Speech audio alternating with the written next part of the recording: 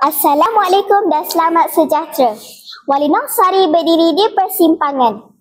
Adakah cinta patut dimiliki atau harus dikorbankan demi maruah dan amanah terhadap rakyatnya? Rakan-rakan, saya Nur Fatimah Tuzara binti Rohani akan membawa anda semua mengembara ke sebuah dunia yang penuh magis, keberanian dan cinta sejati. Melalui sebuah karya indah bertajuk Dunia Walinong Sari. Hasil nukilan penulis berbakat Arif Zulkifli. Buku ini mengangkat kisah seorang puteri legenda dari negeri Indrapura. Walinong Sari yang bukan sekadar ayu wajahnya, tetapi unggul akal dan tangkas tangannya. Beliau bukan puteri yang duduk diam menanti nasib. Walinong Sari menolak segala pinangan daripada raja-raja hebat kerana tiada seorang pun yang layak berdiri setaraf dengannya. Mereka saling jatuh cinta, namun cinta yang terjalin telah diuji.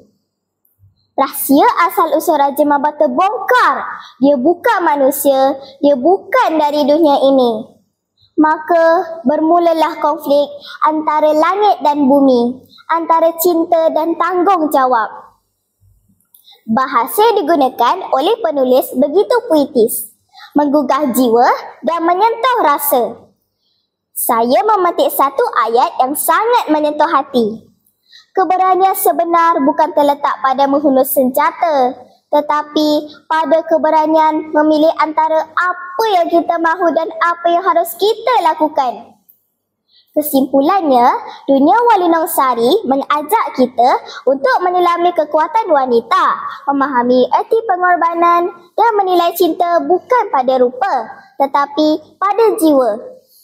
Saya mengajak anda semua membaca buku ini, bukan sekadar untuk mengetahui akhir ceritanya, tetapi untuk menyelami makna di sebalik setiap kata. Sekian, terima kasih.